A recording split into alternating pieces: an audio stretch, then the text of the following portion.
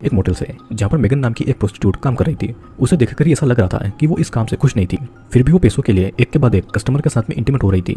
अब देर रात को ब्लैक हैट पहना हुआ एक आदमी आता है जो कि मेगन के साथ में इंटीमेट होना चाहता था, लेकिन आज की रात के लिए मेगन का काम खत्म हो चुका था। फिर भी वो आदमी वहाँ से नहीं जाता है और बुरी तरह से वो मेगन का रेप करता है और वो उसे बिना पैसे दिए ही वहाँ से चला जाता है। मेगन इस बात से सदमे में आ गई थी और सीन यहीं पर कट होता है। कहानी फिर कुछ महीनों के बाद में आती है, जहाँ पर मेगन प्रेग्नेंट थी और वो इस बच्चे से बिल्कुल भी खुश नहीं थी। और मेगन उसी अनजान आदमी से प्रेग्नेंट थी जिसने उसका उस दिन रेप किया था। मेगन बहुत ज्यादा डिप्रेशन में थी और वो कैंची उठाती है और अपने पेट में कई बार वार करती है। मोटेल की क्लीनिंग लेडी को वो घायल मिलती है और वो मदद बुलाने भागती है। सीन अगेन कट होता है और कहानी अब 23 साल के बाद शुरू होती है, जहाँ पर हम हेलन को देखते हैं जो कि मेगन की ही बेटी थी। घायल होने के बाद में किसी तरह से हेलन को बचा लिया गया था, लेकिन मेगन मारी गई थी। हेलन का दोस्त था रोमन और हेलन रोमन के घर में उसका एक पैकेज डिलीवर करने आई थी। रोमन ने हेलन की एक क्रीपी पेंटिंग बनाई थी जिसे वो हेलन को दिखाता है, लेकिन उस पेंटिंग को देखकर हेलन को काफी अजीब लगता है। रोमन के अनुसार उसने इस पेंटिंग में हेलन के असली चेहरे को दिखाया है और ये कहकर वो हेलन को किस करता है और वो उसके करीब आने की कोशिश भी करता है, लेकिन हेलन उसे रोक देती है। रोमन भी जबरदस्ती नहीं करता है और उसे वो पेंटिंग गिफ्ट कर देता है। उसी रात को मोटेल में हेलन और मॉली बात करने आए थे। दोनों एक दूसरे के बहुत अच्छे दोस्त थे। मॉली को यही लगता था कि हेलन उस पेंटिंग जैसी नहीं है और आज हेलन का बर्थडे भी था और इसीलिए वो इस मोटेल में आई थी जहाँ पर उसकी माँ मेगन रहा करती थी। उसे इस जगह पर आना अच्छा लगता था। कभी कभी हेलन को भी ऐसा लगता था कि कहीं वो भी अपनी माँ की ही तरह न बन जाए। मॉली उसे समझाती है कि ऐसा कुछ नहीं होगा और कुछ देर बात करने के बाद में मॉली अपने बॉयफ्रेंड एड के पास जाती है और हेलन घर जाने के लिए निकलती है। तभी उसे उसकी माँ की रूम की लाइट ऑन मिलती है और अंदर उसे किसी की परछाई भी नजर आती है और अचानक एक कार आकर हेलन को टक्कर मार देती है। अब अगली सुबह हेलन की आंखें खुलती है तो वो हॉस्पिटल में थी और हेलन के सर पर चोट लगी हुई थी। मॉली उसका वहाँ पर भी ख्याल रख रही थी और कुछ दिनों के बाद में उसे हॉस्पिटल से डिस्चार्ज मिलता है। मॉली और उनके दोस्तों ने हेलन के लिए एक पार्टी रखी थी, लेकिन हेलन पार्टी से दूर रूम में कुछ ड्राइंग्स कर रही थी। मॉली उसे पार्टी को ज्वाइन करने को कहती है और तब जाकर हेलन पार्टी में शामिल होती है। वहाँ पर वो पहली बार मॉली के बॉयफ्रेंड एड से मिलती है। एड उसे वहाँ पर ड्रग ऑफर करता है, लेकिन हेलन ड्रग लेने से मना कर देती है। सभी पार्टी में एंजॉय करने लगते हैं, लेकिन कुछ देर के बाद में हेलन खुद को एक अनजान पार्किंग स्पॉट में साइकिल चलाती हुई पाती है। उसे एक कार वहाँ पर टक्कर मार देती है। अगर वो सही समय पर होश में नहीं आती, उसे समझ नहीं आ रहा था कि वो इस जगह पर कैसे आई है और मॉली को कॉल लगाकर इस बारे में पूछती है, लेकिन मॉली के मुताबिक वो सुबह ही किसी काम से निकल गई थी और बाकी का उसे कुछ भी पता नहीं है। अब रात के समय हेलन बिना देखे कुछ ड्राइंग्स बना रही थी और जब वो ड्राइंग की तरफ देखती है तो वहाँ पर एक लड़की ने एक आदमी का सर अपने हाथ में लिया हुआ था और पास ही ये लिखा हुआ था, किल हिम। हेलन को वो क्रीपी पेंटिंग काफी ज्यादा अनकंफर्टेबल कर रही थी, तो वो उसे कोने में रखकर कपड़े से ढक देती है। कुछ समय के बाद में हेलन एक्सरसाइज करके नहाने जाती है और वहाँ पर वो नोटिस करती है कि उसके प्लास्टर लगे हाथ में घाव हो रहे हैं और तभी वो शॉवर में किसी की परछाई भी नोटिस करती है। वो पर्दा हटाकर देखती है, लेकिन अब वहाँ पर कोई नहीं था और तभी कोई उसका नाम पुकारता है और उसे खुद का ही क्रीपी वर्जन नजर आता है। उसे अब कुछ विजन नजर आते हैं और वो रोमन को नोटिस करती है। अचानक वो खुद को अपने दोस्तों के सामने नेकेड खड़ा पाती है। मॉली सभी को बातें सुनाने लगती है कि वो टॉवेल में पूरे शहर में घूमकर यहाँ पर नेकेड क्यों खड़ी है, लेकिन हेलन को तो कुछ याद ही नहीं है। मॉली देखती है कि हेलन के पैर में एक कांच का टुकड़ा घुसा हुआ है, जिसकी वजह से उसके पैर से खून निकल रहा था और किसी तरह हेलन उस कांच के टुकड़े को अपने पैर से निकालती है और फिर मॉली हेलन को डॉक्टर के पास में ले जाती है। डॉक्टर हेलन की सभी बातें सुनकर MRI स्कैन करने को कहती है और उसे ज्यादा चिंता करने से मना करती है। अब फिर सभी बातों को समझने के लिए हेलन उसी मोटेल में अपनी माँ के रूम में आती है और कुछ समय वहाँ पर वो अपनी माँ को याद कर दुखी होती है। तभी उसे बेड के अंदर किसी के होने का एहसास होता है और बेड के अंदर उसे वही क्रीपी लड़की नजर आती है जो कि उसी की तरह दिखाई दे रही थी और सीन फिर से ब्लैकआउट हो जाता है। कुछ समय के बाद में वो बेड पर खुद को सोई हुई पाती है और आईने में आई लिखा हुआ था। फिर हेलन हॉस्पिटल जाती है अपनी MRI रिपोर्ट लाने के लिए। वहाँ पर उसे डॉक्टर हेडली ये बताती है कि उसके ब्रेन में एक अनबॉर्न बेबी के बॉडी पार्ट्स मौजूद हैं और उसे ट्विन सिंड्रोम है। उसकी माँ मेगन जुड़वा बच्चों से प्रेग्नेंट थी और सुसाइड के दौरान एक बच्चा मारा गया था, लेकिन हेलन बच गई थी और उस मरे हुए बच्चे की बॉडी के पार्ट्स हेलन के अंदर चले गए थे और उसकी बॉडी के पार्ट्स अब पूरी जिंदगी उसके ब्रेन में ही रहने वाला है और उसकी वजह से हेलन की याददाश्त कभी कभी गायब हो जाती है। एक्सीडेंट की वजह से वो बॉडी पार्ट बड़ा हो रहा है और इसीलिए हेलन के दिमाग पर असर पड़ रहा है। डॉक्टर हेलन को सर्जरी के लिए बोलती है, लेकिन हेलन कुछ समय लेना चाहती थी। हेलन फिर एक स्टेथोस्कोप से अपने ब्रेन के अंदर की आवाज़ें सुनने की कोशिश करती है, लेकिन एक भयानक आवाज़ से वो डर जाती है। वो डॉक्टर को कहती है कि वो ये सर्जरी कराना चाहती है और घर आते समय भी वो इंटरनेट पर ट्विन सिंड्रोम के बारे में बातें सुनने लगती है। इंटरनेट पर लोगों की बातें भी उसी की तरह ही थी और हेलन ये सभी बातें मॉली को बताती है। मॉली उसे जल्द से जल्द सर्जरी कराने को कहती है और 3 दिनों में हेलन की सर्जरी होने वाली थी। दोनों को लग रहा था कि 3 दिन में सब कुछ पहले जैसा ठीक हो जाएगा और मॉली उसे बहुत ज़्यादा कंफर्ट करती है ताकि हेलन थोड़ा टेंशन कम करे।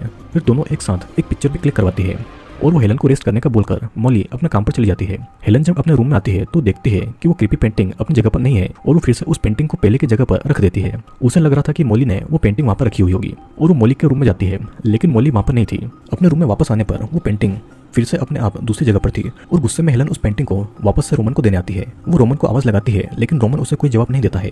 उसे वहाँ पर एक लैपटॉप में एक वीडियो मिलता है जहाँ पर हेलन टॉवेल में थी और रोमन को नेकेड बेड पर बांध कर रखा हुआ था। उसे वहाँ पर वो टूटे हुए कांच के टुकड़े भी मिलते हैं जिससे कि हेलन के पैर पर जख्म हुआ था और वहाँ पर उसके खून के पैरों के निशान भी थे।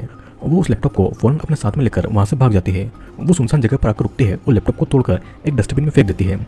फिर अचानक हेलन को उल्टी होती है और उसके मुंह से एक बालों का गुच्छा बाहर आता है, जिसे देखकर हेलन बहुत ज़्यादा डर गई थी और घर आकर वो नहाती है क्योंकि उसे खुद पर ही घिन आ रही थी। और वो अपने हाथ को नोटिस करती है तो उसका प्लास्टर वाला हाथ पूरा लाल हो गया था। उसके हाथ को दबाने पर उसे याद आता है कि उसने रोमन को मार दिया है और उसकी बॉडी पर आई एम लिख दिया है। अब कुछ समय के बाद में फिर से होश में आने पर वो खुद को लिपस्टिक लगाते हुए पाती है और वहाँ पर आईने पर आई एम कमिंग लिखा हुआ था। और इसके बीच में क्या हुआ हेलन को कुछ भी याद नहीं था। रूम में आने के बाद में वो क्रीपी पेंटिंग उसे बेड पर मिलती है और गुस्से में वो उस पेंटिंग को ले जाकर डस्टबिन में फेंक डालती है। अब घर आकर वो बेड से खुद के हाथ को बांध लेती है ताकि वो अनजाने में कहीं और नहीं चली जाए। और वो खुद को समझाने की कोशिश कर रही थी कि कुछ दिनों में सब कुछ ठीक हो जाएगा। हेलन को नींद में कुछ सपने आते हैं और जब वो उठती है तो उसका हाथ खुला हुआ था।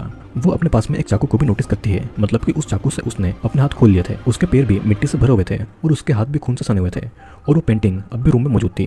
तभी मॉली उसे आवाज लगाती है और वो उसे अपने शो के लिए बुलाने आई थी। हेलन उसे कुछ ही टाइम में शो पर पहुंचने का वादा करती है, लेकिन उसे वो अपनी प्रॉब्लम्स के बारे में कुछ नहीं बताती है। हेलन शो के लिए रेडी होने लगती है और साथ ही वो अपनी माँ मेगन के रूम की चाबी और एक चाकू रख लेती है। उसे उसके हाथ के घाव पर अब भी दर्द हो रहा था और हेलन मॉली के शो के लिए निकल जाती है। रास्ते में उसे कुछ विजन्स आते हैं जहाँ पर वो एड और खुद को नोटिस करती है। उसे याद आता है कि वो कल रात को मॉली के बॉयफ्रेंड एड के साथ में इंटीमेट हुई थी और रास्ते में मौजूद एक अबेंडेंट प्लेस में वो घुस जाती है। वो देखती है कि उसके हाथ का घाव बहुत ज़्यादा बढ़ रहा था। वो प्लास्टर को निकालने की कोशिश करती है और वो अपने हाथ को दीवार पर मारने लगती है। उसका हाथ धीरे धीरे सड़ रहा था और वो अपने हाथ के टाँकों को खोलने लगती है। हेलन को बहुत ज़्यादा दर्द हो रहा था और वो उसके अंदर से एक उंगली को बाहर निकालती है। वो अपनी ड्रेस को फाड़कर उससे अपने हाथ पर पट्टी बांधती है और बाहर आती है। बाहर उसे मॉली का बॉयफ्रेंड एड मिलता है और एड उसे बात करना चाहता था, लेकिन हेलन उसे कोई बात नहीं करना चाहती थी। एड फिर हेलन को रोककर उसे आई लव यू कहता है, लेकिन हेलन ये सुनकर उसे इग्नोर करने लगती है। एड से पता लगता है कि हेलन कल रात उसे लेकर उसी मोटल गई थी और एड उसके साथ में फिर से इंटीमेट होना चाहता था, लेकिन हेलन उसे गाली देती है और चाकू दिखाकर उसके प्राइवेट पार्ट को काटने की धमकी देती है और वो वहाँ से भाग भी जाती है। लेकिन कुछ ही दूर पर उसे अपना क्रीपी वर्जन नजर आता है। हेलन फिर अपने दिमाग पर काबू पाने की कोशिश कर रही थी, तब जाकर उसकी क्रीपी सेल्फ गायब हो गई थी। वो वापस अपने घर आती है और अपने रूम के डोर को अच्छी तरीके से लॉक कर देती है और खुद को अच्छे से बेड पर बांध लेती है ताकि वो कंट्रोल में रहे और फिर से कहीं भागे नहीं। उसे सपना आता है कि वो रास्ते पर भाग रही है और सुबह वो खुद को बेड पर बंधा हुआ ही पाती है और उसे रूम का डोर भी बंद मिलता है। हेलन रूम के बाहर आती है जहाँ पर मॉली उसे नाराज बैठी थी क्योंकि हेलन मॉली के शो पर नहीं आई थी। और हेलन के रूम में कुछ अजीब ड्राइंग भी मिलती है और एक पेंटिंग में तो हेलन एड के साथ में इंटीमेट हो रही थी, लेकिन हेलन को तो कुछ याद ही नहीं था कि उसने इस ड्राइंग को कब बनाया है। एड अब मॉली का कॉल भी नहीं उठा रहा था, लेकिन हेलन खुद के और एड के इंटीमेसी के बारे में कुछ नहीं बताती है। मॉली को ये लगी रहा था कि वे दोनों इंटीमेट हुए हैं और हेलन उसे समझाती है कि एड अच्छा लड़का नहीं है, उसने बस उसे डराया था, जिसे सुनकर मॉली पुलिस को बुलाना चाहती थी क्योंकि हेलन किसी और के लिए और खुद के लिए खतरा बन रही थी। तभी हम नोटिस करते हैं कि बात करते समय हेलन पर उसकी क्रीपी ट्विन सिस्टर हावी हो रही थी और अचानक से हेलन मॉली पर अटैक कर देती है। हेलन होश में आकर खुद को रूम में लॉक करके मॉली को भागने को कहती है क्योंकि वो नहीं चाहती थी कि मॉली को कोई नुकसान हो। वो खुद को बेड से बांध रही थी कि तभी मॉली रूम में आती है और हेलन फिर से पजेस्ट होकर मॉली पर अटैक करती है, लेकिन किसी तरह से वो खुद के होश में आकर मॉली को बचाने के लिए घर से चली जाती है। अब अचानक से एक कार आकर मॉली के पास में रुकती है जिसमें से एड निकलता है और वो हेलन को अपने साथ में ले जाने के लिए आया था। उसे बस उसके साथ में फिर से इंटीमेट होना था। हेलन भागकर एक सबवे में छुप जाती है, लेकिन एड आकर उसे पकड़ लेता है और उसके साथ में जबरदस्ती करने लगता है। हेलन अगेन पजेस्ट होती है जिससे कि एड भी डर गया था और वो एड पर अटैक करके उसे चाकू से पूरा चीर देती है। फिर वो उसके गले के टुकड़े कर देती है और वो उसके खून से कुछ लिखती है जिसका मतलब था आई एम हियर। अब होश में आकर वो ये भयानक चीजें अपने सामने पाती है और वो डर के मारे वहां से भागती है और एड की गाड़ी लेकर वहां से निकल जाती है। इधर मॉली को रियलाइज होता है कि हेलन के अंदर उसकी ट्विन सिस्टर हावी हो रही है। उसकी हेलन तो ऐसा कर ही नहीं सकती थी। फोटोज में भी मॉली को हेलन की सिस्टर नजर आती है। हेलन एड के फोन से मॉली को कॉल लगाकर कहती है कि उसे मरना होगा और तभी उसकी सिस्टर उसके जरिए किसी को हार्म नहीं कर पाएगी और फोन काट देती है। हेलन मोटेल की तरफ जाती है उसे बचाने के लिए और मॉली भी उसकी तरफ जाती है। हेलन फिर मोटेल में उसी रूम में आती है जहाँ पर मेगन रहा करती थी। उसकी सिस्टर उसके दिमाग में बातें करके उसे रोक रही थी। हेलन बहुत सारी नींद की गोलियां खा लेती है और अचानक उसकी बहन उसे पजेस्ट करने लगती है। हेलन एक कांच के टुकड़े से अपने हाथ की नसें काटने लगती है और उसके हाथ से खून निकल रहा था। तभी वो वहाँ पर अपनी क्रीपी सिस्टर को नोटिस करती है। वो क्रीपी सिस्टर हेलन की जगह लेना चाहती थी क्योंकि वो मेगन की वजह से इस दुनिया में नहीं आ पाई थी, लेकिन अब उसके पास में मौका था कि वो हेलन के जरिए जिंदा हो पाए और तब तक मॉली वहाँ पर आ गई थी। वो मॉली को वहाँ से जाने को कहती है, लेकिन मॉली वहीं पर रहकर उसकी मदद करना चाहती थी। अचानक से हेलन फिर से पजेस्ट हो जाती है और वो अपने हाथों से बदन और सर की चमड़ी को फाड़ने लगती है।